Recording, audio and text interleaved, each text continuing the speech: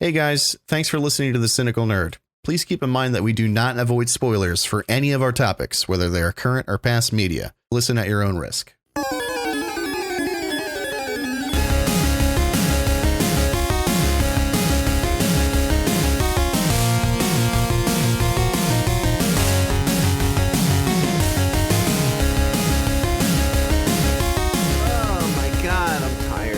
Too.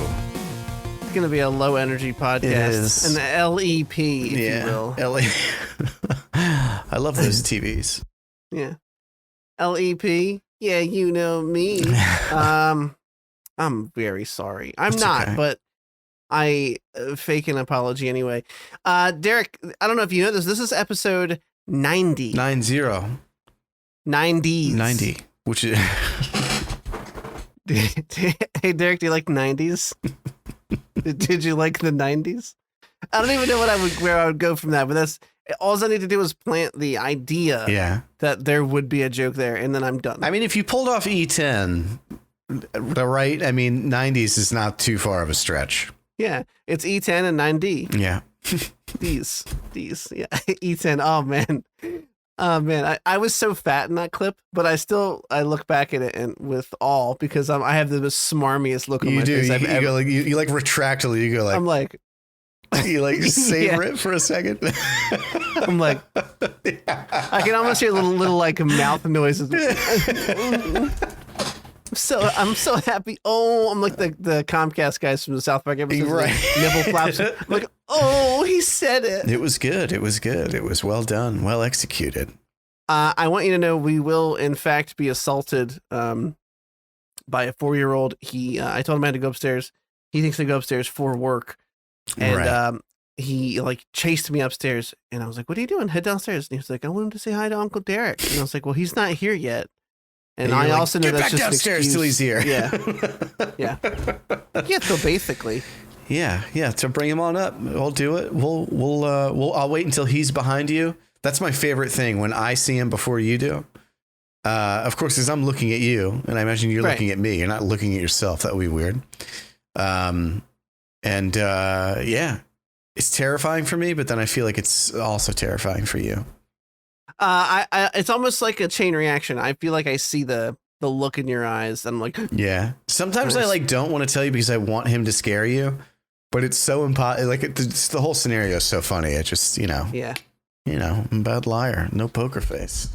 Anyway, I completely fucked it up last week, so I'm going to do it before we get into the episode. Do it. If you want to follow us, Twitter, Facebook, TikTok, at The Cynical Nerd, YouTube, at The Cynical Nerd. We're everywhere at The Cynical Nerd now, except for Instagram. We don't have that one. We have a merch store up. You can go buy some very, very silly shirts from us. Last time I checked, all the designs were on sale again. I'm not sure if they still are. If you want a glory hole t-shirt, there's at least 2 designs that reference a glory hole and soon to be more. I don't know which ones, but I'm sure we'll think of some other debased jokes. Or base jokes, depending on what angle you're coming from. Fucking base TM, brother. You know what I'm saying? Oh, no. And that's it. I mean, send us an email, send us a comment, a Clement. Say YOLO. Let us know how you're feeling. Yeah. Let us know if you hate us. I don't give a shit. Just reach out. Say hi. We want to touch you. Let us know what you think about Forspoken, because we're not going to play it. So you better tell us. I'm not going to play it. I actually contemplated putting an article in the doc this week, just getting ahead of myself. That was basically them calling foul on Square Enix for cherry picking. I've always seen publishers do this. They cherry pick a word from a review that might not otherwise be favorable to them. Right. Like the sentence could literally be, the game is beautiful, but it sucks big donkey dick. But they'll just pick the word beautiful out. Beautiful, and they'll say Game Informer, beautiful. And there was a big article about it. And ultimately I was like, there's nothing here. Like, everybody does this. Yeah. I could get mad at them for it because it's a shitty practice, but they're not the only ones who do it. This is, not by a long shot. The only thing I will say about it is apparently there are words taken from articles that aren't even a review. Like, I said Game Informer, but I think there was like a preview of the game or something where they said some semi-positive thing about it, and that was in the launch trailer, making it look as if it were a review. So that's misleading. Yeah. Otherwise, who gives a shit? Yeah, go watch it. There's been a lot of leaked. I don't think it came out yet, but there's been a lot of. They've had a lot of leaks, and there's a lot of gameplay. They're leaky, and it's not looking good. It's really not looking great. No, it's not looking good. It's not looking great. I absolutely think that studio is getting shut after this, just because that's like Squeenix's thing to do right now. Like, oh, you underperformed. Oh, everybody's out of a job. And like, I think the only other thing this studio did was Final Fantasy 15, which was like commercially a success, but critically people didn't like it so much. So right. I think I'm just a really big fan of the fact that you just called them Squeenix. You like that? That's not mine. That's like a thing. That's like people truncate it that way. Yeah. I should have just let you believe that I came up with that on the spot. Squeenix sounds like Skrillex's stepson that no one likes. Maybe he's redheaded. I don't know. We'll dig up that old meme. Right. Anyway, welcome to episode 90. Derek, how are you doing? How's your mechanical implants? How are they treating you? They're good. I'm dealing with, as you know, a bit of an ear infection. It's not too bad. So like I'm good. You know what I mean? I'm good. But I am like tired. You know when you're just in pain all day or you're sick all day? And you're not even necessarily very sick. But by the time you get to 6:44 p.m., you're just like, I'm ready, I'm ready to fucking kick back. That's where I am. So listeners, lower your expectations of me for this episode by just like 8%. Nothing crazy. By the time you get to this point exactly, I don't want to fucking be here. No, I'm just joking. I'm happy to be here. I just feeling a little under the weather. That's all. Yeah, I feel you. And I feel like I bring up sickness every episode, but it really is just this carousel. We kept Grayson home all last week. I think I talked about it on the podcast. He was home all last week because he was sick. Kept him home from school. Samantha's very sick. Like, sick to the point now where, like, she had trouble sleeping last night because she was so congested. Yeah. And I'm like, are you Grayson? Because you guys are the same. Yeah. And I sleep in his room. God damn it. I'm tired of hearing your sniffles. Yeah, shut up.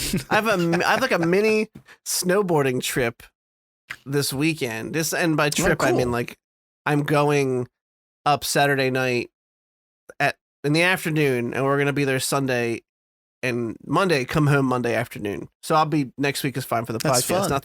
Not that the listeners care about our recording schedule, but that's where it is. I feel like insulted. This is the first I'm hearing of this cool trip you're doing within 1 week of it happening. Oh, I'm sorry. We stayed more in contact with that. It's okay. Let's move right past it. Well, it doesn't affect our relationship, so I thought it was okay. And, I'm at that point where I'm just kind of side-eyeing my son and wife, and I'm like, don't either of you come near me, because if I get sick, it's going to ruin my trip. And I do feel a little bit of the sinuses dripping down the back of the throat, and it's a little concernicus for me. That was okay. That was a bubbled up Dane Cook reference that I didn't even know lived down there. It's been a while since we had those weird unintentional Dane Cook references. Dude, if I have something like even mildly important coming up, I do that too. When I had the hip surgery coming up, Odin was like, he was like sick. And I was like, I love you from 8 feet away. Like like you stay over there. I cannot have this surgery canceled. Right. Of course, if he needed me, I would go pick him up, but then I would change my shirt afterwards and wash my face. But I'm like, stay away. Sanitize the entire house. Yeah, right. You're like a reverse. Shit. What's the Olympic sport where you can basically just be a dad? Like they all have beer bellies. They push shit down. It's not shuffleboard. What's it called? Oh, curling. Curling. You're basically reverse. Like I was just doing the jerking off onto the floor in front of a crowd of people. Oh yeah, coming. I pulled a Louis C.K. You're reverse curling. You're following your son around with like a Swiffer that just has Clorox wipes wrapped around it. And you're just getting everything up. No, it's a real thing, and now it's like not to be too overly. Oh God, I hope we can use the video for this week. Not to be too overly sensual, personal, intimate. Yeah, intimate works with my personal life. But I had a big company outing this weekend. Came home a little tipsy. Samantha and I didn't have a kid around. Right. I see where you're going. Okay, she pegged you. All right. And no, All and I right. ordered some takeout maybe. And I, had I got you. I'm with you. Maybe I Yeah. got some tacos. I don't know. Anyway. And now the next day is when she really started to feel sick, and I'm like, can I get her germs from that? You haven't been coughing from your pussy, have you? Because then I could really go like, yo, your pussy is sick. No, seriously, made me sick. Like now I have like a sore throat. But yeah, that's my life. I don't think there's lungs down there. Pretty sure you're okay. All right, let's start talking. We actually have a pretty short, succinct document for the second week in a row. I'm liking this. We're going to keep it trim as much as we can, as best as we can. We actually had like less in it than we did last week. And honestly, there's just not, with Last of Us being out, of course, we're going to talk about episode 2. Spoiler alert, I liked it. There's not a lot to say about it. Mm-hmm. There's a couple things to point out, but ultimately, if you've played the game, you know exactly what happens this episode. Almost to a fault. Like, it's very similar. They changed a couple things. We'll talk about whatever. Not doing that now. And we're going to talk about a weird movie that Derek forced me to watch. I did. He gave me no choice. No, I'm just kidding. I drugged it's him. From Ralph Fiennes. It's called The Menu. I roofied him, except it keeps you awake. It's fucking... It's called cocaine. It's called Flores. I stole that from some movie Anna, somewhere. I can't remember. Is it Anna or I think it's Anna? I think it's Anya. No, it's Anya. It's the weirdest pronunciation you can possibly think of. It's Anya Taylor-Joy. Yeah. That woman, the star of the Queen's Gambit, and she was in Northman and all Norsemen and a bunch of other cool stuff. Speaking of, real quick, I'm ready. I saw a comment about the Northman that said, "Isn't it crazy that in that movie they're on a boat to start a new life, and then Anya Taylor-Joy tells him that she's pregnant with twins, and he jumps off the boat and swims back to shore, like, oh, you're pregnant? I'm gonna go kill my uncle. Okay, I gotta go." Oh yeah. She's like, oh, I'm gonna have a baby, and he's like, yeah. He's like, I'm swimming. I ain't about that life. Peace. Good I'm luck, not paying idiot. child support, whatever that would be. Back in these days. Sorry, please continue. I'll mail you half a goat every other weekend. It'll get there delayed. Anyway, moving on. And this movie, The Menu, with Ralph Fiennes, Anya Taylor-Joy, whatever, Nicholas Hoult. So interesting film is what I will call it. And I don't even know who directs it, but it got fairly good reviews. And you told me you were watching it. We didn't have another empty this week, so we decided to pop it on the old rotation. And yeah, we have thoughts about that too. So moving into weekend review. It didn't rhyme, but like the cadence was similar. Yeah. This is your week in review. Also didn't like rhyme, but that's like our new, segue. A segue, if you will. Segue. I read that word as sieg for the longest time. Like before I heard someone say it out, like when I was a kid, I'm saying, not like 2 years ago. Yeah, when you were an idiot. Like in books, when I was an idiot. Right. That's over now. That's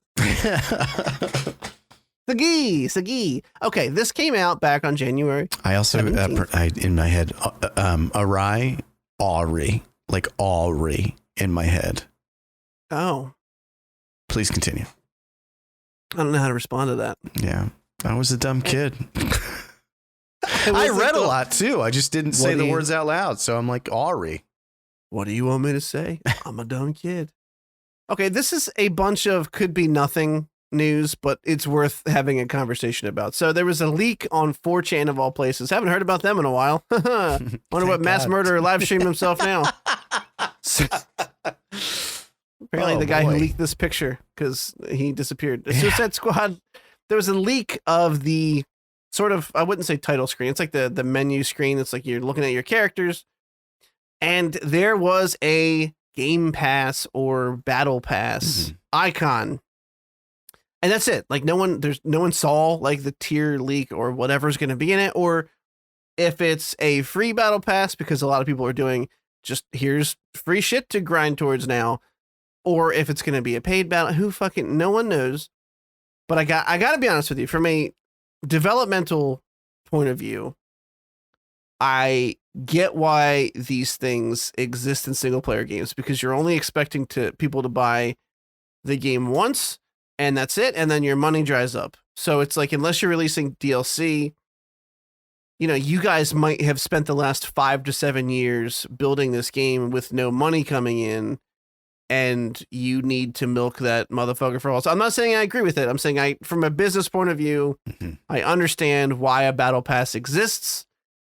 That being said, it's very weird to have one on a single player game. And maybe there's something I don't know about this. Maybe they've even announced it and I'm just a horrible host and don't remember. Maybe they have multiplayer where you can drop in and out, hopefully like a much better version of Gotham Knights. Not 100% sure, but the leak screenshot showed past tense. It's been taken down, so that's how you know it was real. I always feel like they should just leave that shit out there, right? Right at that point, yeah. Everybody knows, and that you're just confirming it when it later gets like a DMCA takedown request. Anyway, the screenshot shows Captain Boomerang, Harley Quinn, King Shark, Deadshot huddled together on what appears to be the home screen. There's a battle pass option. Each character has 2 numbers below it. There appear to be a couple different types of currency. None of this is out of the ordinary. It all kind of comes down to like how it's implemented. It could be great, could be shit. I don't know. Does this make you feel icky? It does. I just don't understand, like, especially in a single player game. I just don't like battle passes. Like, it's crazy. I don't know. Maybe I'm never going to be satisfied, but I just feel like progression systems just aren't fun most of the time. The one that I like is like, which is almost what a battle pass is, but like a game I don't even play, Modern Warfare. I never got into them, but my understanding is like the more you use a gun, the more shit you get for that gun, and then you can like get a new gun and whatever, start the whole thing over. It's like a targeted battle pass. Yeah, right. Like that makes sense, because then it's like, well, I like this one, so I want this one to be better. So the more I use it, not only will I get better with it, I'll get better shit for it. That's brilliant. If that's how it is in this game, then, great. Like it's whatever, you're just unlocking costumes and shit like that. But like, why call it a battle pass at that point? I feel like it's like loot boxes were the thing for the longest time. And then finally all these companies, people stopped buying games with loot boxes and they got rid of loot boxes, and now it's battle passes.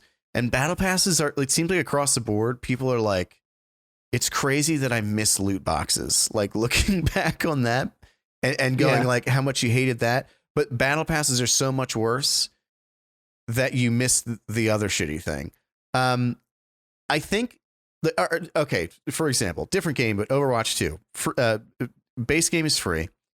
Overwatch 1, for anybody who's living under a rock for the past 8 years, Overwatch 1 was a paid game, and then you could earn loot boxes, at a reasonable enough pace that just had a random item in them.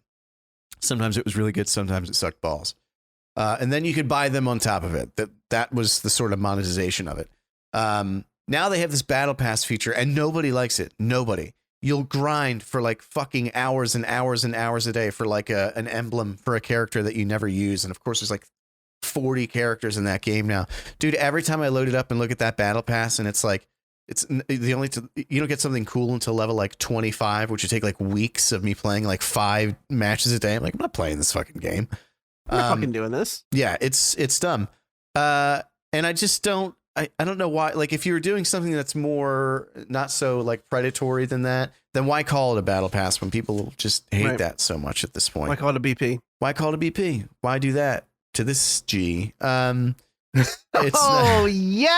It's not. I like that. It's not going to prevent me from playing the game. It looks really good still, but I just don't get it, man. I feel like not just video games at all. Every business, the way that like international like stocks are valued is by growth, not even necessarily like if your company isn't constantly expanding. So not just turning a profit, but like having an exponential gain on that profit, you're seen as a failure. And thus you're devalued. So that's why everything is always, they're looking for new ways to monetize everything. And I just think that that's so dumb. Like, not even just with video games, of course, but like you look at a company like Twitter, even before Musk bought it. I'm really flying off the track here, but it's like even before Musk bought it, now it's doing significantly worse. But it was losing something like $10 million a day or something. Like everybody and their fucking mother knows what Twitter is. I think half of all people on planet Earth have Twitter. Half of that are active on Twitter. And it's like, this thing is losing millions of dollars every day simply because it's just, there's no exponential growth. Anyway, long story short, I got really off track there, but I liked it. It's dumb. I don't like it. It's not turning me off from playing the game. But I just hope that they don't do the really shitty thing and lock like things you need behind the battle pass. Yeah, there's two things there. There's the one, I've seen some people complain and they're like, you know what? I'm tired of these non-live service games making me feel like they're a live service game because they're putting in battle passes and shit to grind towards and currencies when it's, frivolous or you don't need to. So if they do it, whatever, I don't like it. But most definitely the way to immediately make me hate you is to put, like you said, useful things behind that battle pass, behind a paywall. Best case scenario for me is that this is a free battle pass that lets you grind towards like character cosmetics, and that's like it. Because any other option to me sounds like it is going to be shitty or predatory is the word I was looking for. So the other side of the argument to that is just don't buy it. Like, again, but that only really works if there's nothing behind it that people feel like they need. Because whenever you put something behind a paywall, but people feel like they need it, then you're just preying on people's weak-willed natures to buy their way to whatever object of desire they have. It's called prostitution. Anyway, moving on. Tootin'. It's called prostituting. Moving on. This is actually has to do with one of our main topics. I thought about moving it, but you know what? Fuck it. Fuck it. That's what I have to say. Last of Us. We're going to be talking about that a little bit later. HBO's second. Thanks for the sponsor this week, HBO. HBO's second. They took us back after we dragged them. Stop the presses. I must say, I just saw someone talking, and this is not related to our buddy Benzino, Nikolai Benzino, who said he had to be clear about his sponsors. Oh, hi, Sadie. I don't know how I feel like I saw that before you did. You did. But I saw someone who like actually is famous say that they had to be clear that what they were referencing was not a sponsor. And I don't know if that's a thing. If it is, this is going to be episode 4 because we're going to have to delete. So anyway, retroactively, all of those times it was a joke. in case it wasn't incredibly, abundantly, insanely clear, we don't have any sponsors. Yeah. We never have. We may never, and that's okay. I would say that we sponsor one another. I feel like we do. Yeah. I'm your sponsor. You're my sponsor. Right. So I wouldn't say we have none. We're co-sponsors of the Cynical Nerd podcast. Co-hosts, co-sponsors, cohorts. Don't worry. When we have an actual sponsor, I'll make it abundantly clear that I'm being serious. But just assume now when I say things off the cuff, like thanks to our sponsor HBO this week, I'm fucking kidding. Yeah. Back to the main topic. Take her away, Chris. Thanks, other Chris. Last of Us, HBO's second biggest premiere in over 10 years. That's great news. You and I talked about the first episode and how much we enjoyed it last week and how much I think I had actually brought up something about hoping that other video game adaptations take some notes from how they did this, how they treated it seriously, how they really took the source material and said, hey, look, there's a reason this game sold crazy like bananas when it came out. We should just trust that and go with it. But the viewership numbers of this are insane. They had 4.7 million viewers. The last time a new series did numbers in the same ballpark was Boardwalk Empire in 2010. And think about the lack of streaming services in 2010. Yeah. So that's very impressive. Very good numbers. Everyone I know is watching it. Samantha, even though she didn't play the games, again, we ended up watching it together. She is really into it. So it's just a good show. House of the Dragon was a bigger premiere, though, correct? Oh, 100%. Like House of the Dragon, I think. It's just shy of 10 million. Yeah.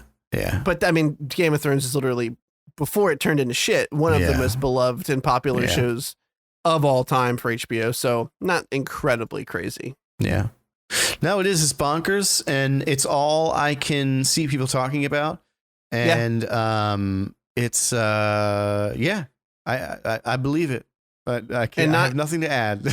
Yeah, I was gonna. I mean, it's kind of like a go Last of. I mean, we love Pedro Pascal. Nothing crazy is happening here besides me just saying that he's a welcome addition to the TCN glory hole. That's true. That's true. Hey, speaking of the Last of Us. Speaking of glory holes. Yeah. Okay. Craig Mazin, I don't know. Yeah. I've probably asked you this 400 million times before. Did you watch Chernobyl? I think you did. Yeah, I've seen Chernobyl. Yeah, I haven't watched it. Now I want to watch it. Oh, good. I won't tell you anything about it. Yeah, it's only like 4 episodes, right? It's like a super... It's called a mini series. It's a real short. I don't know how I'm doing that. It's called a mini series. Sorry, hang on. That could be misconstrued as making fun of a certain sect of people. I'm not doing that. That was just me being an idiot to make my friend Derek laugh. It works. Yeah, it's a mini series. I don't remember if it's 4 or 6, but it's a very, very good show. Yeah, I've heard that. I'm gonna watch it. I'm gonna do it. But I also said I was gonna watch Willow, the movie, and I still haven't done that. And you still haven't done it. I have barely been at this desk. You. I've been on my laptop like a piece of shit with it on my stomach playing video games. I love it. I love it. It's better than the other thing that could be on your stomach. So it's true. It's a good point. Really, really putting in work. Trying up. Need a wet nap. Oh, no. Speaking of needing a wet nap, Tron 3 is officially in the works from Jared Leto. Oh, there it is. Got me. This is not good news. Tron 3 officially in the works from Jared Leto and the Pirates of the Caribbean 5 director. Oh, what a winning combination of words in that headline. Wait, is Leto starring or like creating? Yeah. Okay. Dude, I thought Tron Legacy was fucking sick. I think it had one of the best soundtracks of like any. It was so good, dude. Daft Punk did it. If they can like encapsulate 1% of that, I would be happy, despite Leto. Just if you saw. Christopher. Oh, if he noticed. Okay, I was just trying to be respectful over here. Yeah, so I have to say something that I thought until just this moment I was incredibly alone on, which is that I thought Tron Legacy was really cool. It was like it had like typical what's the word, like tropes, I guess. Yeah. Like what's her name was in it? Come on. Olivia Munn? No. It's like Olivia Wilde. Olivia Wilde. Yeah, I'm an idiot. She had some really cringy dialogue. There was some the main guy had cringy dialogue, but overall visually but she was really hot though. Oh, she looks great. Yeah, she looks great. Not that it matters, but it totally matters. not that I'm objectifying her, but just a little bit. Yeah. And don't get me wrong, we're an equal opportunity podcast. I'll objectify a hot dude. What's up, Henry Cavill? Yeah, we just did Pedro Pascal. What's up, baby? He's at the glory hole. He's in line. We already did it. But visually and the fucking soundtrack is so good. I still listen to that. Very good. Oh yes, it's so good. Yeah. So hopefully they get them again. I mean, here's the thing. They had the.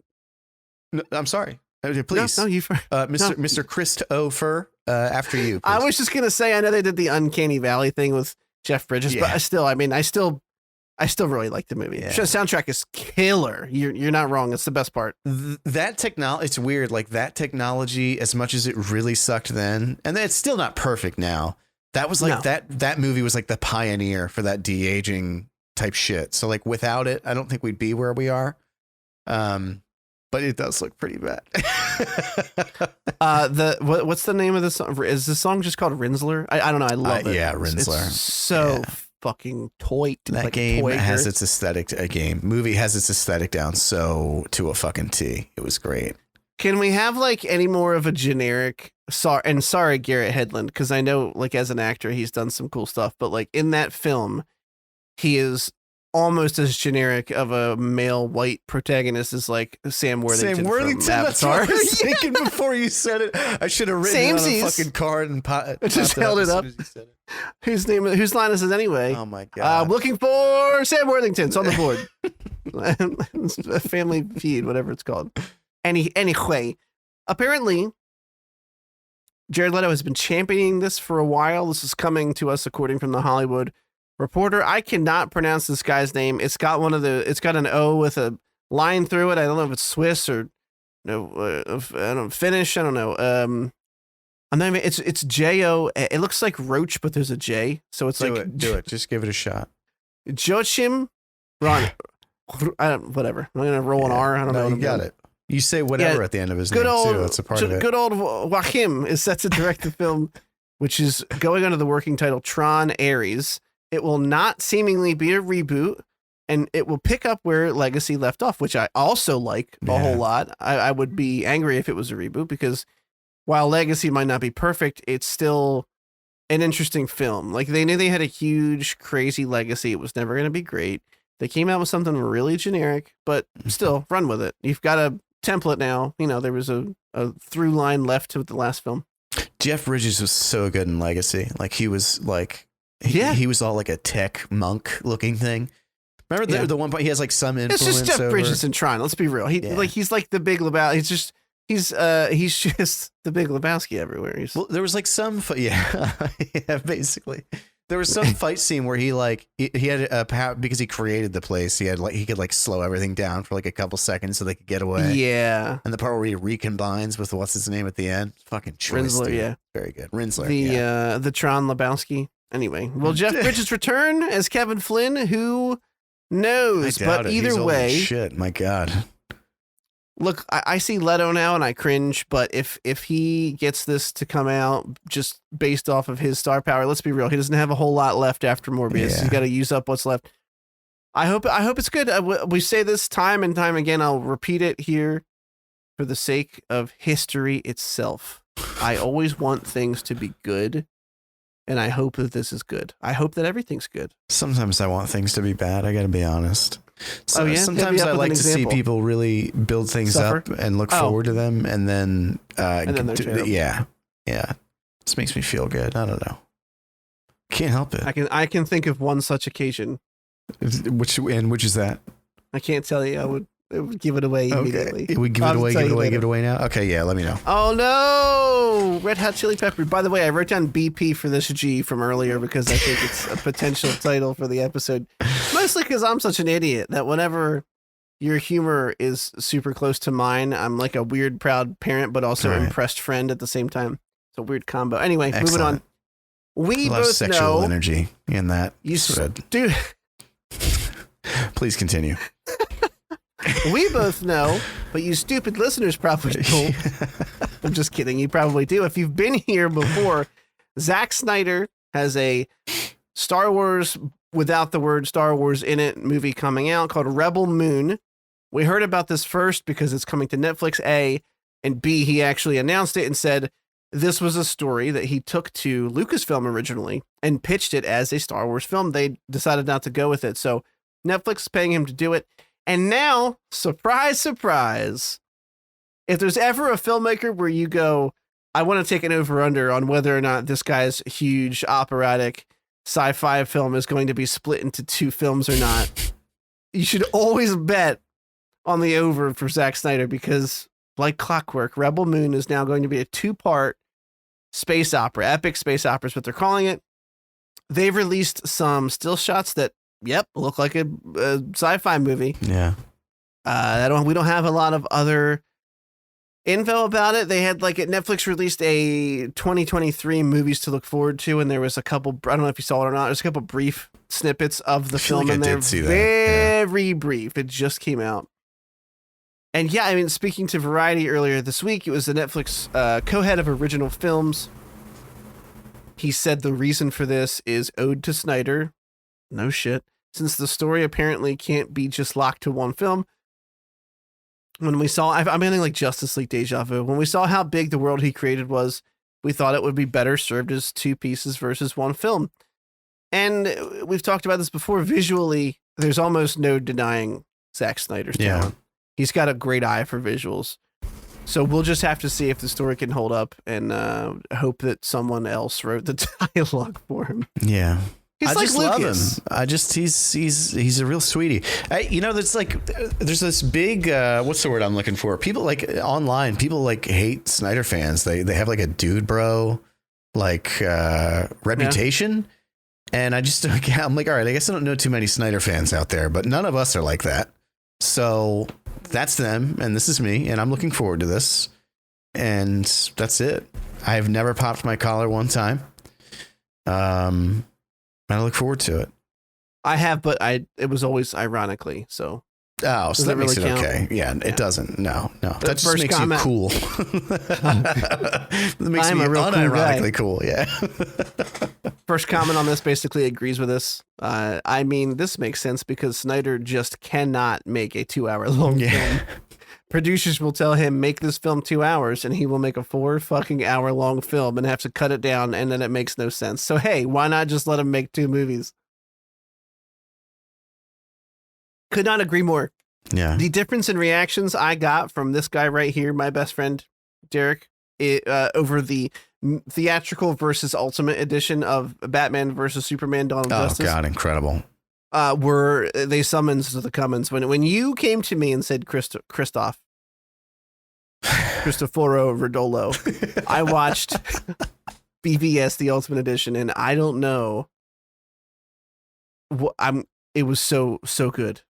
Well, here's what actually happened. I remember this very intimately. I just said, man, I'm rewatching Batman versus Superman, and it's really good. And I don't know what I thought was so bad about it the first time. And you said, are you watching the Ultimate Edition? And I said, yeah, that's what's on HBO Max. That's what I'm watching. And you went, well, it's a totally different movie. And you're 100% correct. You don't sound like that at all, by the way. I don't know. Like, I haven't seen the original since it dropped. Like, I don't know what was cut and why and where and who. But holy shit, what a like bungle from the studio to cut all that shit out, because it really is like, and that's by far the common thread that you see people talking about. It's like people who saw just a theatrical release thought it was dookie butter, and people who saw Ultimate Edition think it was great. Yeah.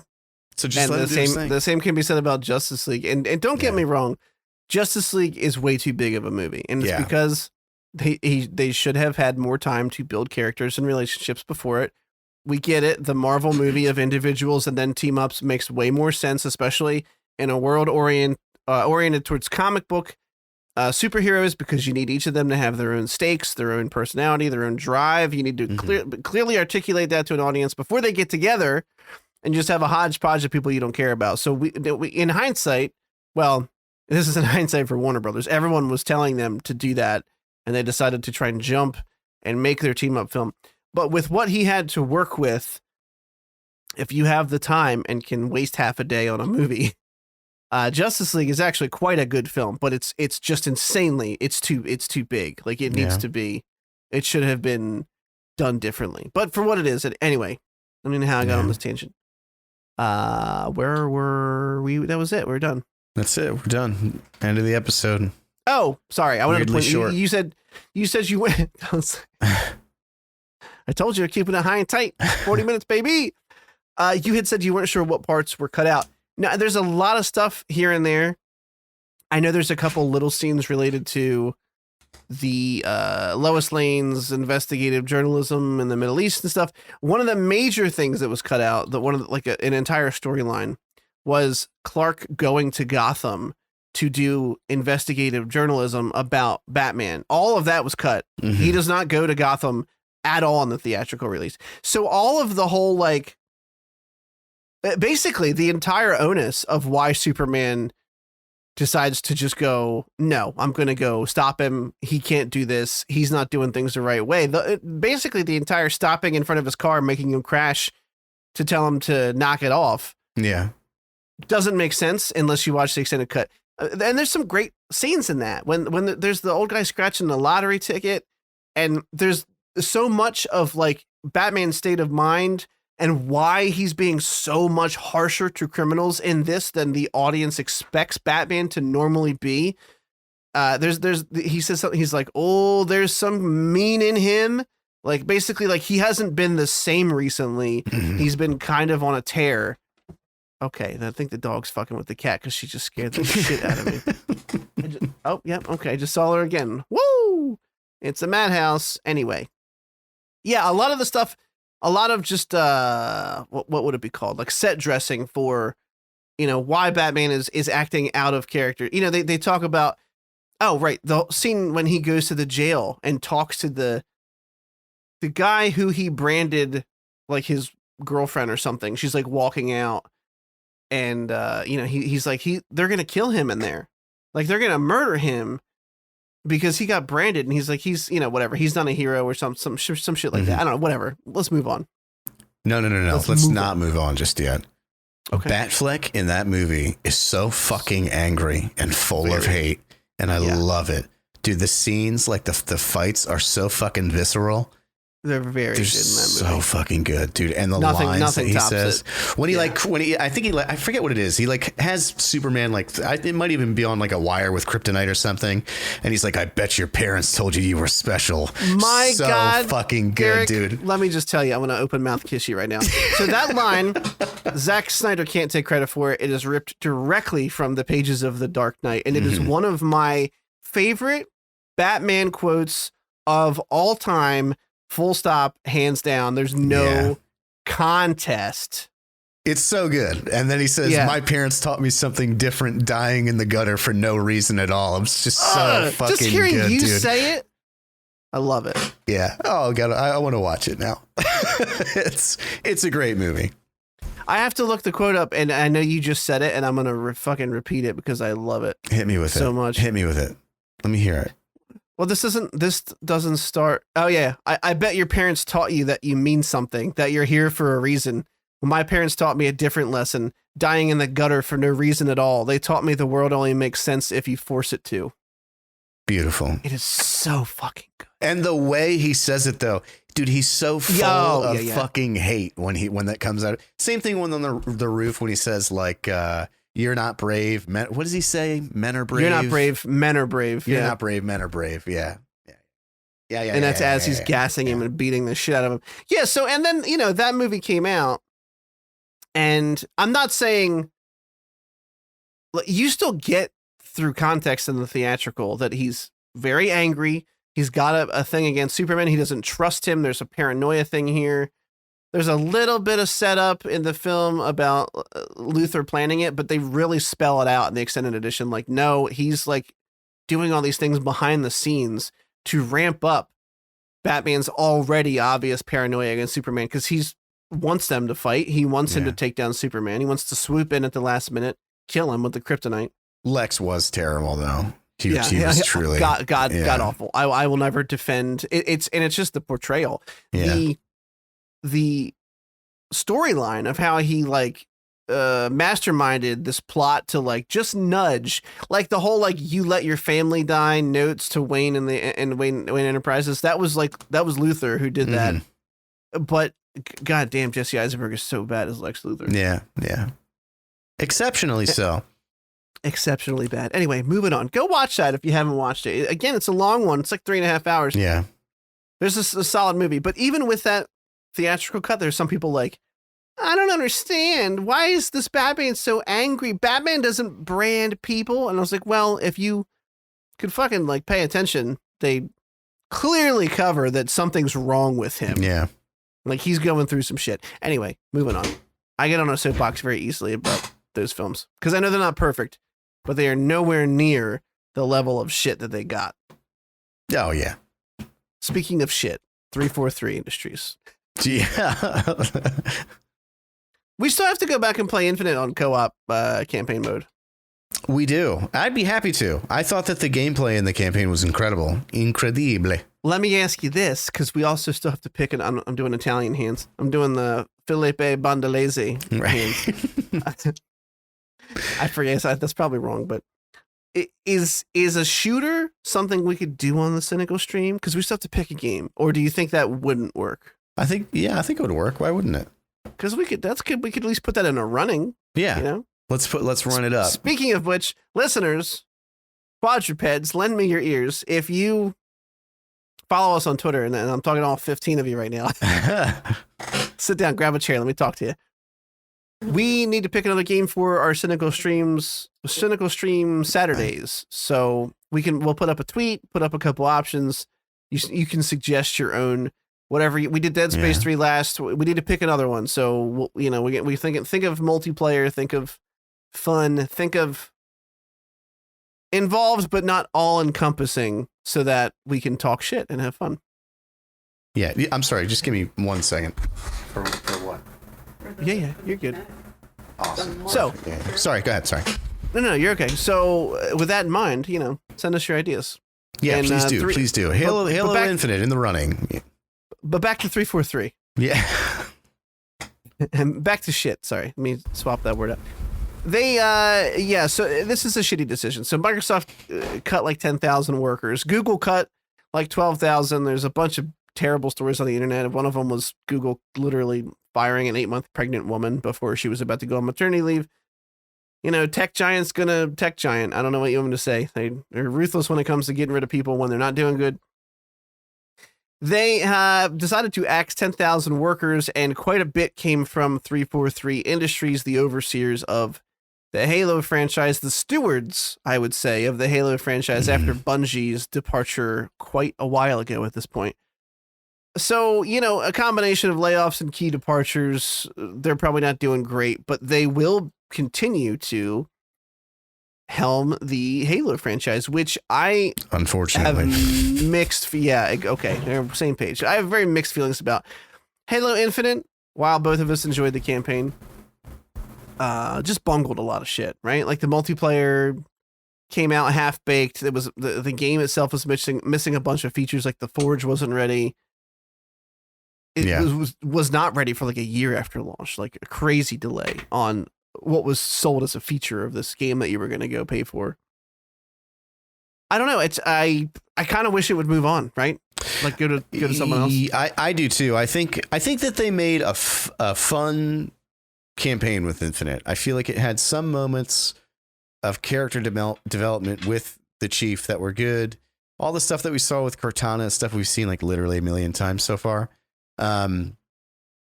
But multiplayer was just like inexcusably bad. And like I stopped after maybe 2 weeks.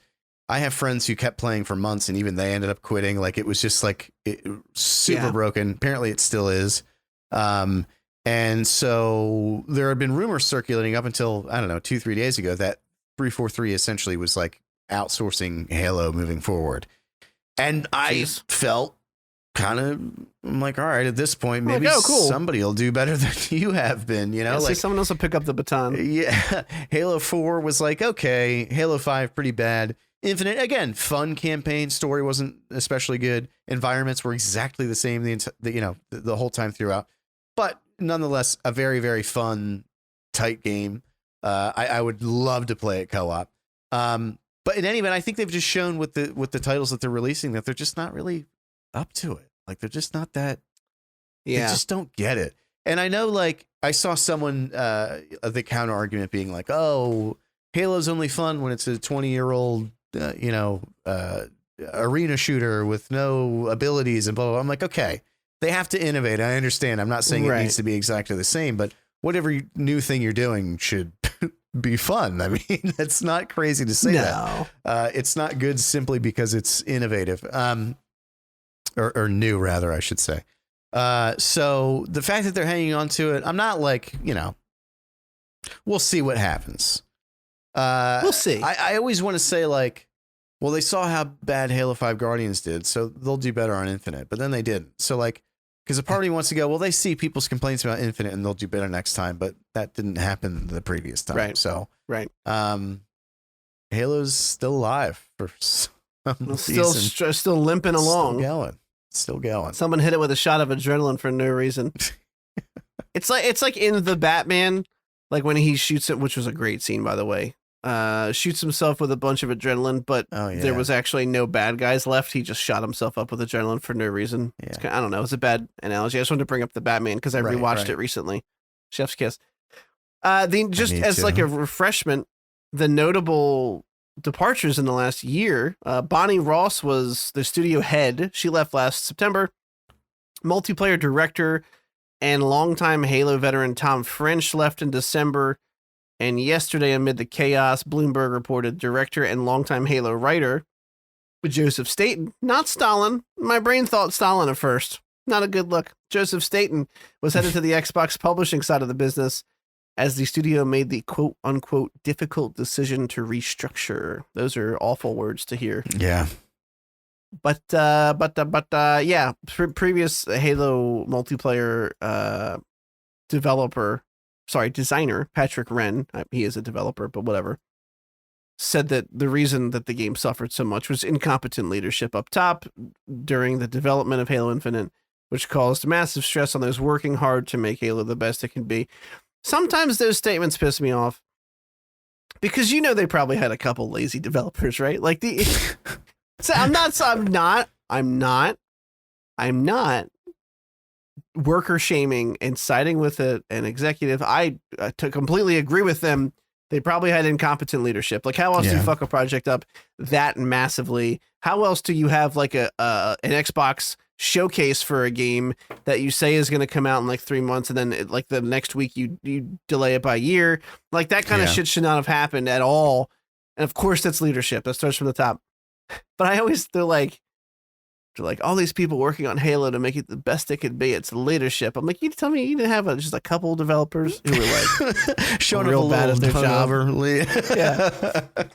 maybe was late ever. Maybe Steve wasn't pulling his weight. You know what I mean? On the assets team. I'm just kidding. All right, moving on. I gotta tell you, I threw it in last minute, and I threw it in only because there's some kind of weird reference here to Belle Delphine. Disney fans, I'm reading the headline here. Disney fans are selling Splash Mountain water after the ride closes. I almost wanted the thumbnail for this week to be like a Splash Mountain and like put her face on it and like have the water bottled. I still might. I don't know. If we don't have another thumbnail idea, that's probably the winner. Face on the fox at the top of Splash Mountain. Oh, that addresses you by name and tells you he's going to marry your dad. Oh, that's weird. Oh no! Sorry, that's like my top one Onion article of all time. 5 times the fox atop Splash Mountain addressed me by name and said it was going to marry my dad. I brought this article up for 2 reasons. One, look, as an adult, do I still like Disney and Disney-related properties? Yes. I have a lot of fond memories of watching Disney animated films when I was a child. Jungle Book comes to the top as one of my favorite all time. Of course, Lion King, Little Mermaid. They have a ton of classics, all very fun. Some of them ripped off of other, but it's okay. The House of Mouse repurposed and made some cash. And they're classics. And I get that. But I don't understand. And Derek is just going to go, well, listen, you fucking idiot. You still love Batman and Superman and you're an adult. Why doesn't this compute to you? To which I will say, correct, but I'm a hypocrite. And that's why I'm pointing this out. I don't understand the mental state you have to be in to obsess with a media conglomerate. You know what? It's about being obsessed with like a media corporation, a media conglomerate like Disney as an adult. I know people who can't wait to go give Disney like $3,000 for a trip to go to the park that they've gone to 1 to 2 times per year for the past like decade of their lives. And it's crazy to me. Yeah. Have you been to Disney? Yeah. Yeah. It's been a while at this point. And we're actually, probably when I graduated high school, I don't think I've been as an adult who could drink, which I heard is a whole other experience, but we're waiting until Grayson's a little bit older. We were thinking, oh shit, we're having a second kid. Now we're gonna have to wait another 6 years until he's old. No, fuck the kid. Second kid. Yeah. Fuck out of here. In fact, the idea that I had, which works for people always say, because we're talking about going in like a year, and like you always have people like, oh, he's not gonna remember it. Is the vacation for him or is it for you? It's for me, motherfucker. I'm working every day. I'm tired. I need a vacation. Well, that's the thing. I was one of those people. I am one of those people. I was not going to take him until he was old. I'm like, I'm paying for it. You're going to fucking remember it. Yeah. You will form. Those are $3,000 fucking worth of memories. You better remember that Donald Duck took a picture with you at breakfast, bitch. He's probably crawling up the steps right now. I'm like, whoops. I'm going to get a text from Samantha telling me to shut up. You're going to remember. I love you if you're listening to this when you're older. What if I had one of the... Oh, sorry. I'm all over the place tonight. What if I just stopped in the middle of one of our podcasts and had like a heartfelt, if I'm not here when you're listening to this out of nowhere, Oh, God. I'm crying. You look awkward at the camera the whole time because you don't know what's happening. And then I just go right back into it. I'll do it one day. Do it. Anyway. Fucking do it, brother. Grayson, I need you to take care of your mother for me. Don't do it. I'm kidding. Don't worry. I'd have to write it out anyway. I would also probably immediately start crying. How do we get on this weird, sad topic? Right. Disney. I'm getting back to it. I promise. So we did wait. We wanted to wait until he's little. And then she got pregnant with Archer. And I was like, well, okay, one, I don't have patience to wait another 5 years. Yeah. I don't. I haven't been in a long time. I want to go back. If I was just going to go for me, and this is not what I think you should do, but if I was just going to go for if I was to say like, no, this trip's for me, I'm fine. Grandma can keep him for a week. Then Sam and I'll just go by ourselves. If I'm going for me, he's not coming. But if I'm going to, I was like, I hear a lot of like only child syndrome, and then they have a sibling and they feel unimportant, and like parents, sometimes go out of their way to like schedule solo activities with the kids so that they realize they still have mommy and daddy's love or whatever. And I was like, what about that? Mm-hmm. Like if we wait till next year, so we have a 1-year-old, by that time, Grayson's going to feel good and unloved. Yeah. With a new kid here, real deprioritized. He's going to be like, this kid's getting older. He's starting to grab my toys. This sucks for me. And one morning, I'm going to be like, good morning, motherfucker. Open up your Cheerios. Oh, what's this? It says you're going to Disney World. We're leaving tomorrow. You know what I mean? And guess what? And on top of that, guess what, buddy? It's just me, you, and mommy. Archer's not coming. He's staying with grandmom for the week. Boom. Beautiful. I love it. I don't know why. Why would you want to lug around a 1-year-old baby on any vacation? Never. Not doing it. Sorry. Yeah. Not doing it. No, I just read one of those we were talking about it. I mean, it's like I don't know. I get what you're saying. Like it makes more sense once they're a little older and they can remember whatever. But like, I don't get. You said you don't understand how people can like look forward to going there twice a year and spending all this money, and I agree.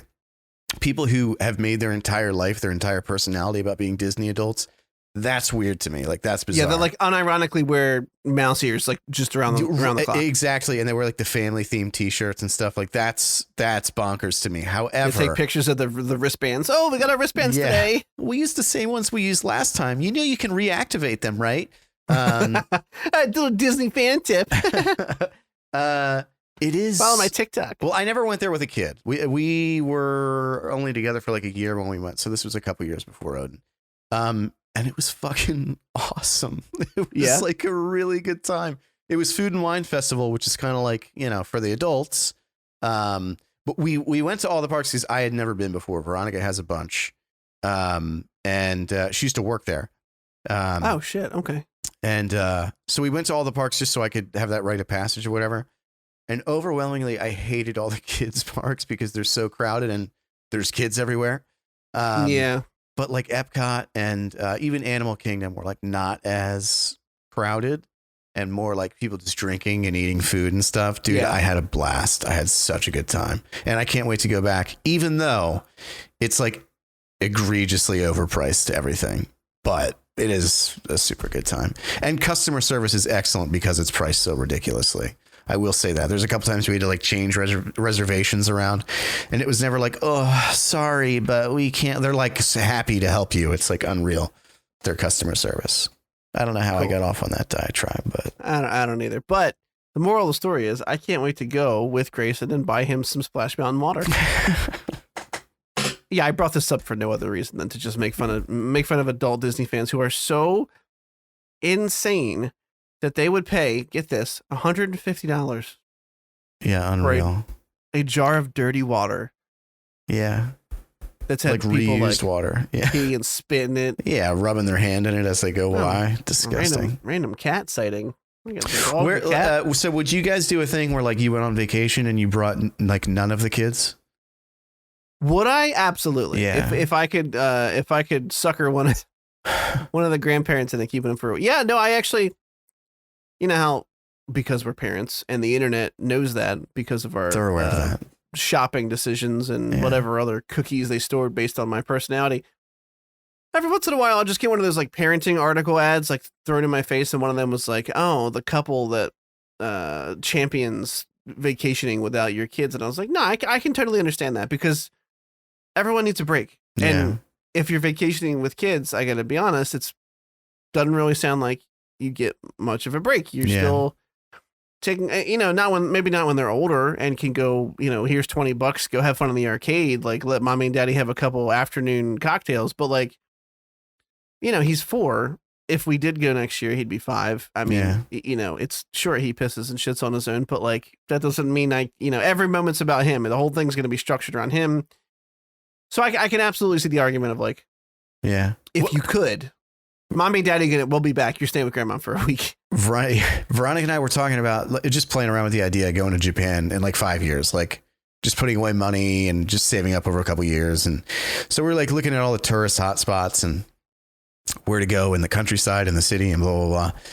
And at one point, Veronica's like, "Do you think Odin would be into this thing?" And I was like, "Oh, that motherfucker's not coming. He's not coming. He's not part of this plan. That's not a thing you bring your kid with." You know how much of a nightmare in an international flight with a fucking child would be? Oh, no. Oh, my God. We're already talking about Disney next year. And I'm like, motherfucker, a flight for whatever it is to get down there 3 hours with. Oh, my God. Anyway. Yeah.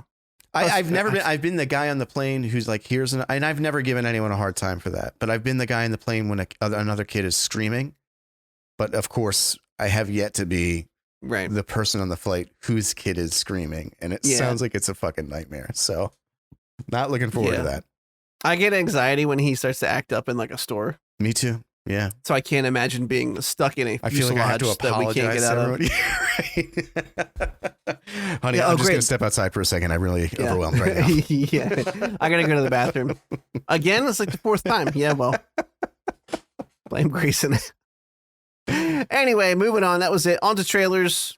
On to our main topics. On to our trailers. We'll get through these. So we talked about this trailer last week. We knew it was coming out. Pop, if you can guess what it is before I say it, and somehow prove to me that you did that in retrospect, I will give you $1. We talked about this trailer coming out the night. You a check for $750 if you can get. I will absolutely write you a check because I don't own one, so it's an easy out for me to not have to do it. The Mandalorian season 3 had an official trailer drop, and let me resurrect this one. Boy, howdy, are there a lot of rootin' tootin' Mandalorians shooting in this trailer? I didn't know that was going to happen. It just happened naturally. But holy shit, there's a who's who of Mandalorian culture. There's a bunch of rando. Doing it again. There's a bunch of rando Mandos in here. And we don't know anything about. That might be the episode title. Rando Mandos. There's a bunch of rando Mandos in here. We don't know anything about them. Crazy colored armors.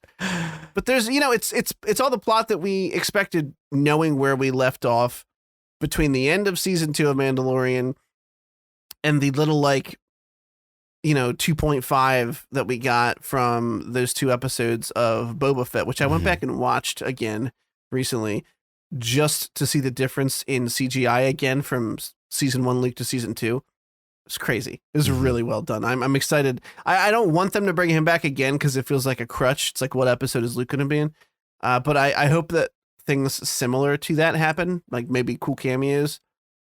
Because I like the idea that there's this Mandalorian that we didn't know, who's like, it's almost like he's building his own, well, it's not almost like he is building his own legend in front of us. And we get to watch him kind of like touch on these things that we already know and because of that, enrich those other things. Anyway, moving on. We see a lot of stuff in here. We see Grief Karga again. We see the other Mandalorians. We know he's probably going to go to Mandalore. He said he was going back to Mandalore to get at the waters of Lake Minnetonka. Underneath, he needs the waters of Mandalore to prove that he can be a religious zealot Mandalorian again and put his helmet back on. We see the cloning scientist. I don't remember his name, but he's in Coruscant. So we're going to see Coruscant again post Return of the Jedi. It's a really quick shot in the trailer, but it's neat. We see, of course, some more baby Yodes. Of course, some more of that sick Naboo starfighter that he repurposed. Yeah. There's a lot of cool stuff. There's a lot of cool stuff in here. One of the coolest additions, one of the only cool additions from Rise of Skywalker, Babu Freak, his little race of Cretans will be in this show. They look cool. There's just a lot of cool scenes of Mandalorians jetpacking out of fucking ships. They look awesome. Oh god, it gets me so fucking hyped, that scene where like they do that one scene where they drop the bay. Oh, it's so good. Oh my god. Anyway, Very cool. I've talked too much. I don't really have a lot to add, and that's my whole point. I love that this it gave you like a little bit. This is how trailers should be. There's just like a general sense of sort of what's going on. Right. He wants to go back to Mandalore, and like that's kind of all you know. He's gonna keep trying to be a good dad to Grogu. Yeah, and that's my it. Grow baby. There's no like major characters like this is the part where I kill you, and it surprises the audience. You know, in the trailer, it's just like, it's a show. It's just the showdown at OK Corral. I appreciate it because trailers ruin everything anymore. And this is very. It's not like vague. It shows you a bunch of exciting shit, cool scenery, like you said, like different planets that they'll visit, characters that will be in it, but it just doesn't give away what's going to happen. So no, it's great. First 2 seasons banged. I'm sorry, 3. Wait, fuck. How many were there? 2. 2. Okay, first 2 banged. I'm sure this will as well. Yeah, and I mean, historically, Filoni and Favreau have done a really good job of making sure the trailers don't ruin things. If you'll all remember, if you'll take a step, I really gave up on Rebels. Season 2 kind of lost me, to be honest. But I'm sorry. Continue. You should keep going with it. You should push through. There's some cool shit in that show. They really did a good job. If you can take the time machine back to the trailers from Mando season 1, Grogu was a complete surprise to the point where Grogu toys didn't come out for a really long time after the show premiered because Favreau was so worried that if they gave out the design to toy manufacturers, it would be leaked because that happens constantly in Hollywood. So they didn't even let people start work on Grogu toys until after the show premiered. So, you know, they've definitely been good with keeping things close to the chest when they know it will be a great moment for fans. And I hope that continues. It looks great. I can't wait. One of the things I'm most looking forward to is whether or not, if you'll recall, the whole little mini side thing between Bo-Katan wanted to win the Darksaber from Moff Gideon, and the Mandalorian himself actually ended up doing so, and he tried to just give it to her. He was like, here, and he's like, oh, she can't take it. You have to win it by combat. There's a legend behind this blade. If it is not won by combat, then the legend means nothing. People won't give a shit. So I like that. I'm curious if he's going to step into a larger role or if he will continue to be like, I don't want this. I kind of feel like it's the former. Mm-hmm. We'll see. I'm excited. I feel like we're witnessing again this birth of this really awesome character, and watching him get there slowly. It's like the best long form movie ever for a Star Wars character. Moving on. That comes out March 1st. Super close, actually. Very close. Yeah. We're all super stoked about it. Okay. Dude, the next like 8 weeks, there is so much shit coming out. I feel overwhelmed by it. Atomic Heart, Last of Us Part 1 on PC. And those are the only ones I remember, but there's a lot. Yeah, I'm just going to keep playing WoW. Yeah. Nah, the PS5 is coming back out pretty soon. God willing, Hogwarts Legacy has decent reviews. It's coming out on PC, but I still feel like I might get it on PS5. I feel like I might too, but that's what I just have a feeling that's going to run like Dookie no matter what you get it on. So I'm waiting like a week until I make a purchase on that. That's a good point. Speaking of running like Dookie, Scream 6 trailer is out. Only in theaters March 10th. I have no idea how you feel about this trailer. We have not talked about it. I put it in here. It's the only thing. The big twist on this movie is that it takes place in New York City, which feels like a weird place for a Scream movie to take place. It looks like during Halloween, so there's a little bit more of an understanding of like how this could be possible. There's several people wearing that costume. I always kind of liked that in universe, the killings have become so infamous that people they actually kind of like the costume and all that good stuff. I don't know. I saw a lot of people who are these Scream super fans, which yes is a real thing, who were complaining because he uses a shotgun in the trailer. Like, he doesn't do this. He stabs his victim. I don't give a shit. Yeah. It's a movie about a guy who kills people. How he accomplishes this task is part of the reason we watch the films. So yeah, there's only so many ways you can knife somebody to death. And it was a repurposed shotgun. It was guerrilla warfare. He took it from the guy. Trills. It's not like he's just carrying it around. Trills did it for the kills. All right, I'm sorry. That was really no, I bad. thought it was a good trailer. I like it's 5 really surprised me how much I liked it. It like I just remember giving that a pretty good review. Like it was we thought it was all right. than I thought it was going to be without being like pretentious. And I know like Nev Campbell backed out after that and people were like, "Oh, it's over." And I'm like, that could be a good thing. Yeah. So yeah, no, I think what's her name? Jenna Ortega, I think. Yeah. Is she's really blown up and she's very talented. So I'm happy that she is. And, happy to see her. She's got to move away from horror though. She's always just the pretty girl screaming in every movie. And she's very good at that, but she's getting pigeonholed. Yeah. Yeah. But good for her. Yeah. She is doing good. I agree. Good for her. I wish I was this is going to come out weird. Let me rethink that sentence. Oh, here's what I was going to say. I'm just going to say it because, we're all friends here. Yeah. We're all friends. I wish I was a teenage girl so that I liked Wednesday more. I couldn't get into that show. And I'm not saying the show was a bad show. I problems she was facing as a teenager, I could not have related less to, and therefore didn't care to hit play on the next episode. I just couldn't be brought to give a shit. Was the same thing as Willow, where it was like an immensely well crafted show. The aesthetic of the Wednesday show is really good, but the story is just not there. Now Willow had this weird like anti effect on me where it was so corny and so bad that I like that almost made me want to keep watching it. Like it was just so, I don't know. Oh, you're a horror fan. To see. Yeah, exactly. Hey, I'm sorry.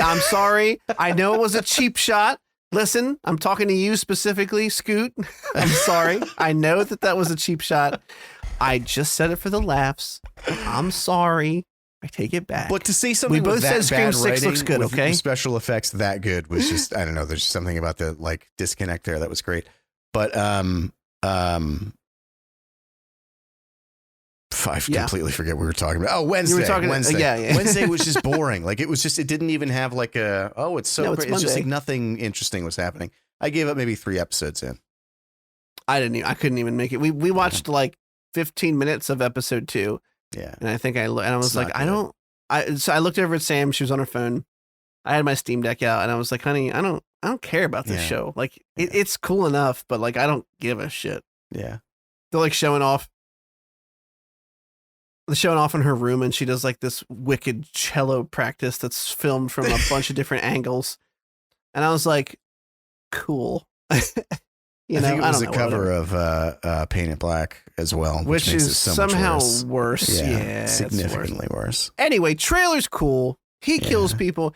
It's neat to transplant the idea of a killer into, obviously it couldn't work any other time but something like Halloween, but it creates this really like you're not alone, but you feel horribly alone thing. Mm-hmm. And I really like we saw this before in like a quick clip of the movie, but the subway scene where they're not sure which person in costume is the scary one.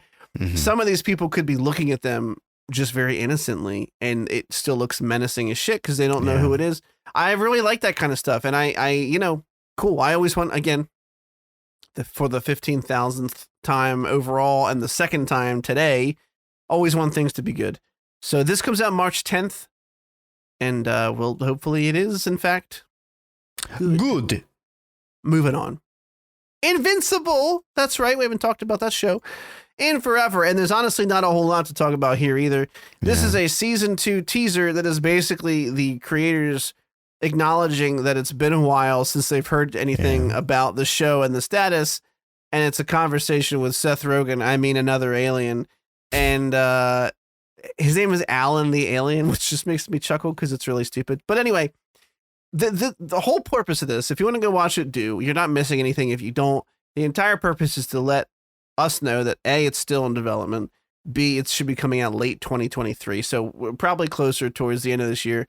I can't wait. We all ended up falling in love with this show. And it was one of my biggest victories on this podcast as far as recommendations go. And that's all I got. That's all I care to say.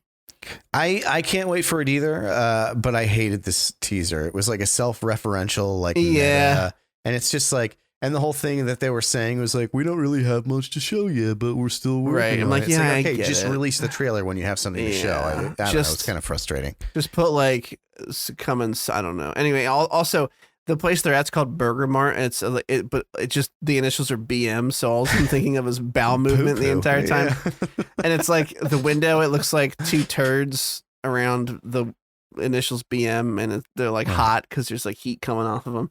Anyway, I laughed because I'm a child. Moving on. Oh, we just talked about Dungeons and Dragons last week, and not in a good way. No. A lot of bad press came out right before the trailer for the thing that they probably want to do really well in theaters. I love Chris Pine. I know he's a generic white guy protag, but I do love Chris Pine. He is good.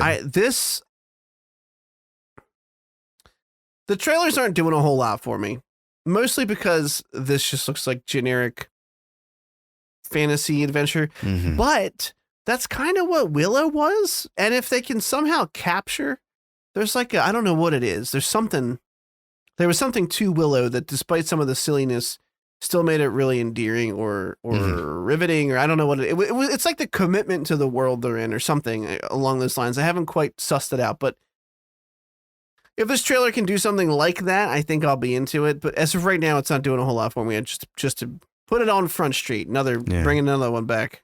How about you? See, initially when we covered this, I had said that I thought it looked goofy, but like for the sake of being a Dungeons and Dragons fan, I was like, I'm going to watch it when I can watch it for free. What? And now that all this shit is going on with Wizards of the Coast, I feel like it's like a part of my personal duty to boycott this film. I'm not saying I'm going to. I'm saying I feel like I should. But I agree with you, Chris Pine, there's just something about him. Like, even though he's not like a fucking Academy Award winner, he's not, but he just, I don't know. He just does it well. He just does that. I pine for Chris. But the humor looks kind of unbearable. Yeah. And that's it. I don't know. That's all I got. You know, March 29th. See you then. Dungos Nope. and D's, Honor Among Thieves. Holy shit. Okay. That works really title. well. Yeah, that's the one. I can't. We just had Dungo, and didn't we have Dungo and D's in the title? No, we didn't. I don't think so. No. Last week's title was The Suckin' Fuckubus. Just make it that again. It's just the sucking fuckubus, the second suckening. The suckening. Dungos and D's, Honor Among Thieves. I don't want to put another colon in the title, though. Yeah, I'm either going to stick with Rando Mandos or BP for this G. Anyway, moving on. Trailers are done. Main topics. We're going to zip right through these bad boys because we don't have a whole lot. So let's just do Last of Us Episode 2 first, and then we can give our menu thoughts. I said it earlier, but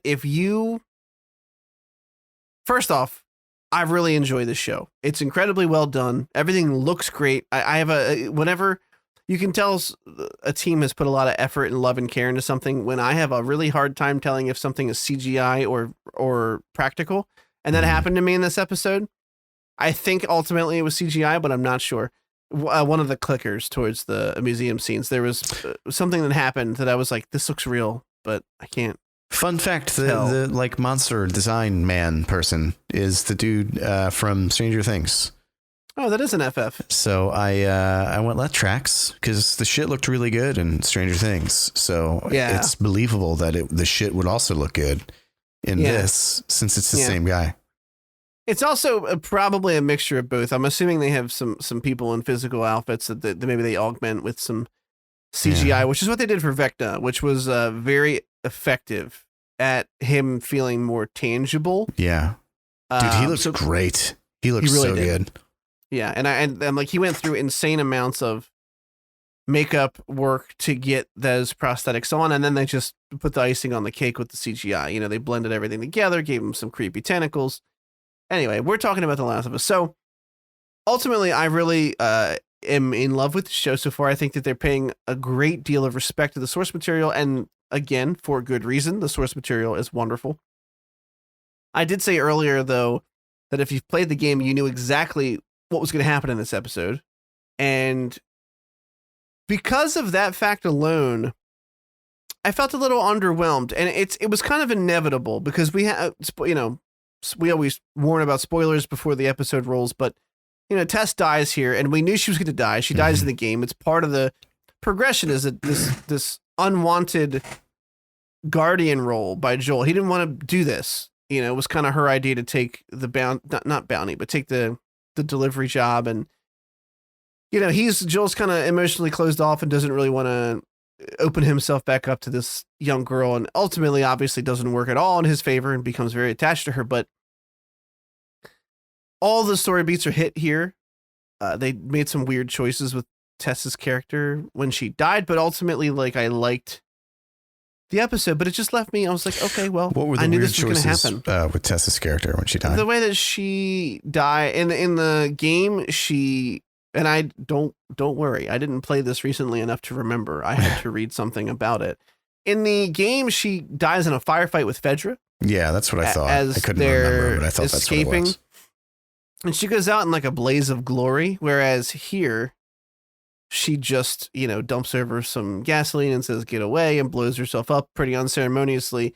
And I don't even know if I want to open that can of worms, or cordyceps, if you will. Oh. So, whatever, who cares? I saw someone bring up, why did you have to sexualize her death? And I was like, what? And they're like, well, they kiss, and there's a weird allegory or a weird analogy there of her agency being taken away and sexualized violently, and then she's killed or something. And I thought that was such a dog shit take. Yeah, it on really what is. happened. And I do think it's the creators said that they made the change from Fedra to Zambies because it doesn't really make sense, and I totally agree with this, for Fedra to have chased 3 fugitives that far into the quarantine zone, past all the other Zambies that they had to get past, making a bunch of, it would have been so much more of a just let them go. Who gives a fuck? They'll probably die, right? So yeah, that makes 100% sense from a transition from video game to source material. It's one of the examples of a good choice that's a low-key choice. It doesn't change the story. It just changes a couple components to make them fit more seamlessly together. But people were complaining about the cordyceps kiss or whatever. But I thought it was great. I think it was just a reflection of her unrequited affection towards Joel, and I don't think that it means she was fulfilled by the kiss. I don't think it. Sometimes I don't think everything it means oh, she liked it or it gave her some kind of fulfillment. Sometimes it just means it's just a reflection. It's just she brought up this unrequited love, or she alludes towards it, I guess. I never asked you to feel the same way about me, or something like that, she says. And it's a very quick line that tells a lot. And it's just sort of poignant. That's not the word. I can't think of the word. But anyway, just to have this, kiss, death's kiss, right as she sparks the lighter. I loved it. I thought it was awesome. I didn't. That's why I asked you. Before you went further, I'm what was questionable about it? I thought that scene was great, and I agree. I don't think the Fedra thing, although it was cool. You're right. She goes down taking out as many as she can or whatever. I think it makes a lot more sense for. I feel in 1, and it's been a while since I played it. I feel in 1, the Zambies take too much of a backseat to the humans. And then 2, the Zambies kind of pick back up, but maybe my memory's warped on that one. So I don't mind that. I just how many times you said Zambies. You said it, and I'm all right, boom, it's mine now. I didn't dislike that at all. I thought it was. I didn't have awesome. A problem with it when I watched it. To be quite honest, I only knew about the contention today when I was reading stuff about it. But and also not to harp on this again, but like, isn't sexualized in the eye of the beholder? Because I didn't take a single sexual connotation from it. No. Or nor did I tie it to any unrequited feelings about none of that. It was just a really creepy way to show that those cordyceps are only interested in transferring themselves from one host to another. Whether they have to chase you down violently and bite you, or if you're just standing there, like it seemed like she had already started to turn because they were kind of ignoring her a little bit. Mm-hmm. And then this one is like right in her face and like, no, you might not be all the way turned yet. Yeah. And the fungus is just like, let me get in there. And I didn't take it as like a weird, whatever. Anyway, the internet's fucking weird and everyone's got a take and everyone thinks they know the right answer. But yeah, the episode ultimately does exactly what I expected it to do. And for that reason alone, I was slightly let down. I didn't think there was anything wrong with it. The clicker scene was fucking fantastic in the museum. I thought it was really good. Yeah. They're very scary. They are. Like, it's very, they take more shots than you would expect to fall down.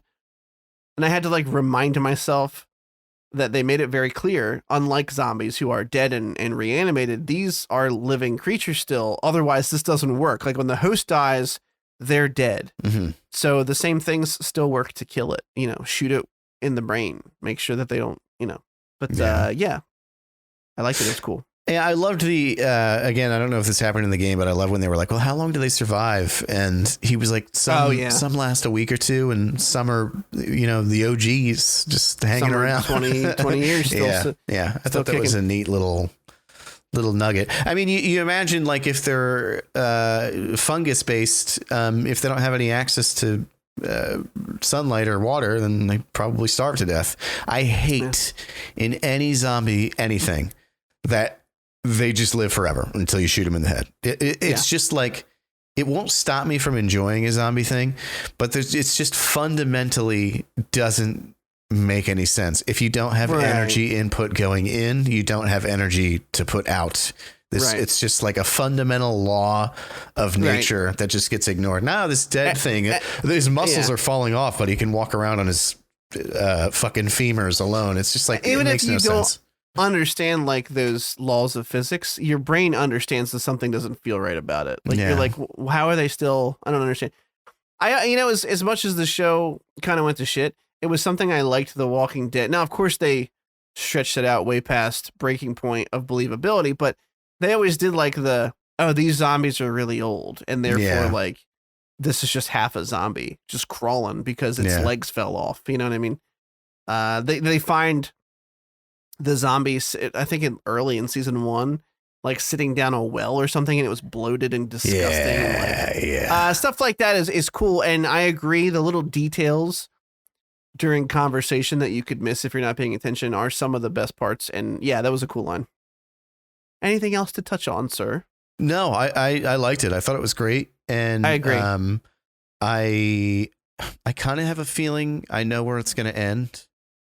I don't think, just like logistically, we may have already said this, that it's going to be the length of the entire first game, because then what do? Make a season 2 and then you're done.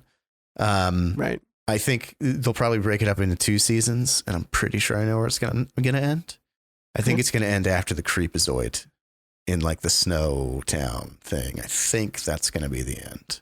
Okay. I believe I like that. That's my guess, but I love it so far. I think it's great. I've seen mostly praise for it. Some of the praise is annoying. People are like, I've never seen a better anything ever in my life. I'm like, okay, calm down. It's a great show, but I'm like, have you seen Super Mario Brothers, the movie? But then, there are people who just want to hate it because it's cool to hate it, and it's like equal. All right, listen, we have to be done Last of Us because I can't miss that segue. Do you have anything else to say? No. Speaking of John Leguizamo, the menu is our second weekly main topic. Thank you. Pretty good. This was a Derek-driven main topic, and because of that, I would like you to start if you wouldn't mind. So the menu just came out on HBO Max, and that's all you should know for now until we get done talking about it. The Menu is a show on HBO Max starring John Leguizamo, Ralph Fiennes, Anya Taylor-Joy, and the guy whose name you know that I don't, and other people too, Nicholas not just Hoult. those. That's the name. He was Beast in the weird X-Men reboot. I've heard a lot about this movie, and the basic premise is that a bunch of rich, snooty people get taken to an island where there's this like world famous chef. It's like this exclusive dining experience. He's known for his sort of cutting edge, weird, artistic take on. Go ahead, get it out. The island of Dr. Merlot. Thank you. I'll be here all night. I'm so sorry. That's okay. That's what my brain does when you're talking. I think of the dumbest, stupidest phrases that only you would chuckle at, and really only it's a pity chuckle. But I no. It's a genuine chuckle. As this show goes on, he's bringing out like weird dishes, like bread plate that doesn't have any bread on it. More or less, he's inviting upper class snobby people who have ruined just the general idea of dining. He has like someone who's a food critic who like just burns people's livelihoods by writing bad reviews. He invites some foodie who's like so enamored by the fact that he's a part of this artist's life that he doesn't mind that he's like killing people. People who are like vain, people who screw over other people, just upper class, just the fucking crust, just the filth that rises to the top of the soup. He wants to get them all in one place, kill them, and then himself. That's what you realize about halfway through the movie. Without giving away the entire synopsis, it's we realize pretty early on in the movie that our star, Anya Taylor-Joy, was not originally the one who was invited there. She is not upper class. She's a prostitute. She's tootin'. She was invited last minute by, one more time, Nicholas Hoult. And I would like to stop you and take this time to point out that this is basically Clerks 4 because she was not supposed to be here today. And, I'm sorry. That should be the thumbnail, is her with Dante's head, crudely photoshopped on. Yeah, you know what it is? Ultimately, the message of the movie to me was it's Ralph Fiennes is this famous chef who is like using sort of upper class, high dining shit he just grew to hate his lifestyle. And he used sort of their tools against them by making them think, like tricking them into like, you know, a bread plate without bread, like, oh, how vogue, how different, how, you know, it's like, no, idiot, I didn't bring you any food. Like, what are you talking about? You'll find anything you could say, just to be the person with the smart thing to say about something that anybody considers art. I really liked the part where we get into, he takes a liking to Anya Taylor-Joy because he realizes she's not a millionaire like the rest of these people are. He started off his career as just a dude who was just flipping burgers in some burger joint. I loved the part where she goes into his office and she sees all these photos of him like winning an award for like a 5-star chef and getting this. And in all the pictures, he's just like lifeless expression, couldn't care less. And then she sees a picture of him when he's like 17 years old in like the stupid nifty 50s hat with like a fucking dirty apron on, flipping a burger. And he's like ecstatic. He has this like huge smile on his face. I feel like the movie didn't execute itself as well as it thinks it did. Like it and especially towards the end, it just sort of felt rushed. Like there were all these kind of smart kills that were like themed. And then all of a sudden at the end, it was like, Anya Taylor-Joy, you can go because you're a sweetheart. And I'm going to burn everyone else alive. It was like, oh, yeah. What I thought we were like methodically teaching everyone a lesson one by one, like almost a la Saw. And then you just sort of killed everyone at the same time. That being said, it's just one of those movies that's sitting with me afterwards. And I just like it. Like, it just feels like it was Ralph Fiennes plays a pretentious guy because he plays a guy who became a pretentious guy because of pretentious people. And then ultimately, like, used Say it one that. more time. What's that? Say it one more time. And ultimately, he used that pretentiousness Ooh. to kill them. And there was just some weird irony to that that I really liked. And I liked that it was it wasn't a horror movie, but it was like a thriller, I would call it, I guess. Yeah. And there was this like humor injected throughout that normally is something I complain about because I feel like it ruins the tone. But when it's done well enough, it's pretty nice. And then, of course, as soon as the credits roll, I see executive producer Adam McKay, and I was like, well, there you go. That's his specialty. He's good at taking serious moments and injecting humor into them and it not ruining the moment. Yeah. Well, so now I know what this feels like on the other side of the table. I don't have a lot to add. You said a lot of the stuff I was going to say. I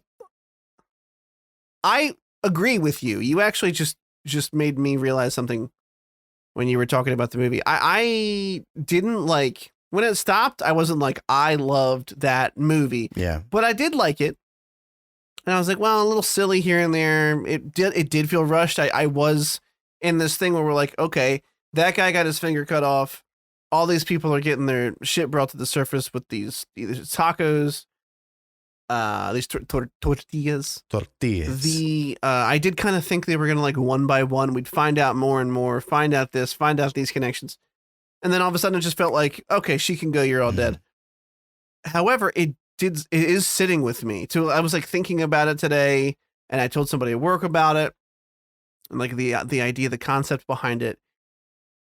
And it was, I mean, Nicholas Holt's character, the one we're introduced to the film through the eyes of, is unbearable. And he's awful. supposed to be, because as we later learn, he's one of the reasons through Ralph Fiennes' eyes that is one of the reasons, that he is going to kill everybody. He's had enough of these kinds of people, and he is such a simp for Ralph Fiennes' character. Yeah. And it's like, the biggest problem with that, and when I saw the tagline for it, it said horror comedy. I disagree. It's not horror. Like you said, thriller for sure.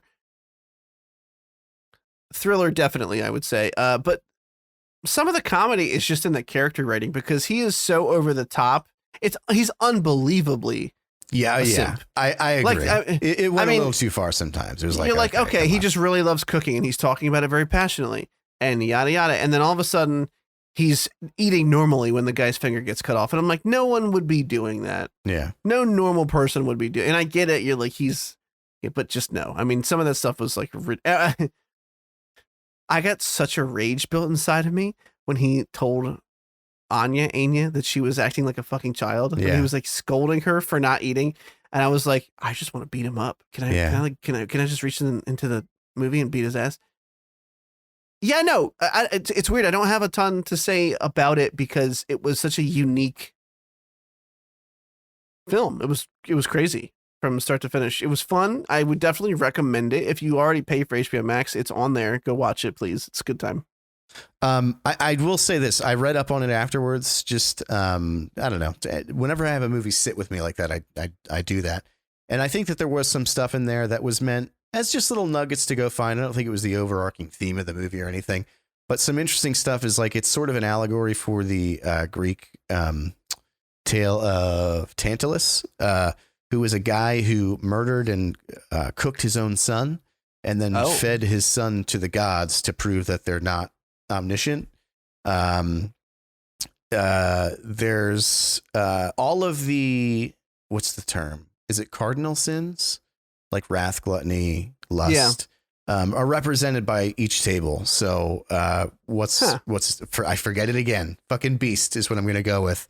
Gluttony. You have the guy who gets his finger cut off. Lust. You have the stockbroker people. Greed. You have sloth in Julian's mom, who like did nothing when his dad was beating the shit out of him. Just kind of stuff like that. That's just little added. I don't know. I just think that stuff is kind of cool. To add those, I don't know what you would call it, like an allegory in there, but it wasn't so like overbearing that it like took over the course of the movie. It's just something afterwards. You go like, it's like a nice, kind of neat. It's like a cool story flourish. Like this adds to it if you pick up on it. Yeah. Which I didn't. I'm glad you pointed it out. I liked it. I thought it was good. I did too. And with that, Derek, I have one last question for you. Hit me with where exactly can everyone find you? They can find me. You know what? I haven't been streaming again. I already backed off on that. I do want to do it again. The chair is still killing me. I've been really, the couch has been like my zone lately and I'm loving it. I'm loving being a couch piece of Zoning shit. and boning. But once I'm back to streaming, which hopefully will be soon, Twitch and Twitter at Dr. Gloom MD. That's DRGLOO MMD. And Chris, one final query for you as well. Sure. Where could they find you? I'm glad you asked, Dare Show. They can find me on Twitch and Twitter at Crispy Mana. CR every time. I didn't even catch you correcting me last week when I was listening back to the episode, but you got me again. CRISPYMANA. M as in Mancy. M as in mnemonic. Yeah. Crispy N as Mana. in Crispy pneumonia. Mana. Crispy Mana. Crispy Mana. And I have not been streaming the last week or so, mostly because I'm still playing WoW. I can't stop. I'm pushing Mythic Keys. I'm having a lot of fun playing for the first time in a while in Endgame, and that's not fun content to stream. So I started picking up Gen Zero. I know we only played the one time together. I started playing a little bit more of that. Handheld. I think I'm gonna pick it. Ragnarok, so I want to talk about it, and I forget 60% of that game now. I'm sorry. I'll finish it. That's my promise to you. I'll make some progress on it this week, and we'll see you guys next time. We'll see you then. See ya. Let's do the new outro song.